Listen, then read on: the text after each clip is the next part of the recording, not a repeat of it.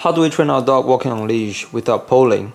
I'm guessing you're walking your dog now in the pose, or you're about to walk your dog on leash. The first or second day on leash, just move around with the leash and give it plenty of treats, so it's happy with the leash attached to it. Just very easy, very gentle, very easy, no force. We want her to love the leash, not hate the leash. You can start by walking your dog in your own living room or in your backyard, somewhere your dog is very familiar with, so it's not going to get distracted by anything around it. Once the puppy is happy walking around with the leash, I will also start with some short sessions of heel exercise. Now, it may seem early to do that, but I think it's good. And just put a little treat before your knee and move it back and forth.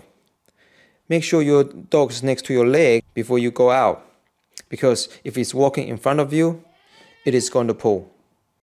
In the beginning, you just walk around, so this is just the driveway with very little distractions. Once that becomes easy, we gradually move to an environment with mild distractions. And if that also becomes too easy, you can change to a different place where there's more distractions, like schools, or go to the beach, dog park, or even pet shops. I like to acknowledge that instead of asking how to stop my dog pulling me, what I'm really focusing on is really about how to get my dog to pay attention to me, or how to calm my dog down with the leash on it. Because if your dog is paying attention to you or is calm, it wouldn't be pulling so much. The reason our dog pull, it can mean that our dog is just walking at its own pace. Dogs walk a lot faster than humans. So by pulling, it's just that the two of us are walking at a different speed.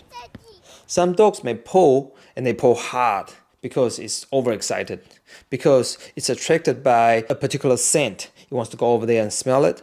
Or it's just overexcited about other people or animals. They want to chase or lunge onto it. The things which we call distractions. I have two recommendations for this. My first weapon is to use very delicious treats. Beef mince, chicken neck, chopped up mince, cauliflowers that my dog cannot resist. It doesn't matter what they see, my treats are more attractive than distractions out there. For my dogs, I notice a big difference between using kibbles or real meat. I can see that when I carry chicken or mince, they are much more responsive to me. Kibbles are only good for mild distractions. They are not as yummy as real meat to my dogs. So here's what I mean by delicious or high-value treats. My second solution for dogs that pulls hard is to vent their excess energy before you go for a walk.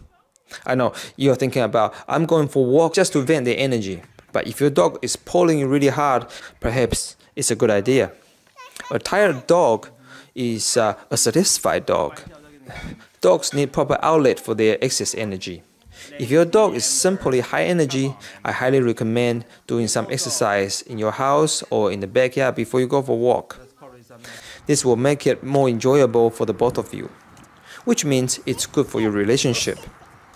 You could also do both. You can vent the energy first before you go for a walk, and you carry delicious treats in your pocket when you go for a walk. If you are watching this video before you get a puppy and you know you don't have the time to exercise your dog before you go for a walk, then I highly recommend you to find a breed, or more specifically, a particular puppy that is naturally low energy. There are some other commands that can really help you, and some manners at home before you go out. We're just going to show you some example of it. Leave it! Leave it! Come! Leave it! Amber, let's go.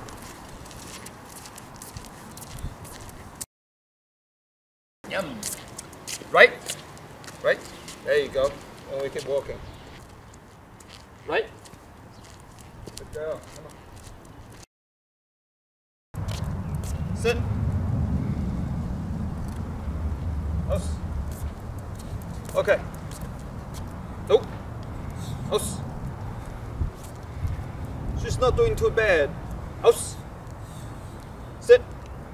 Make them sit often. It really helps you to calm them down. Remember, if you are walking your dog outside the first time, or even the first couple of weeks, you can't go too far if you are asking for perfection. So be prepared to maybe travel for maybe 100 meters, 200 meters. Don't expect to go very far because they need a lot of correction at the start. Oops.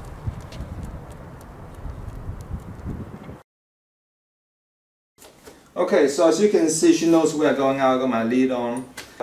I think it's important that the dog is calm before you head out. If she comes with a lot of excitement, she's going to pull you. So I just want to show you how a dog should behave. And see, my dog is just sniffing around. She's not even trying to rush out. I don't let my dog go out the door before me, and she does calmly, so it's good. But watch this.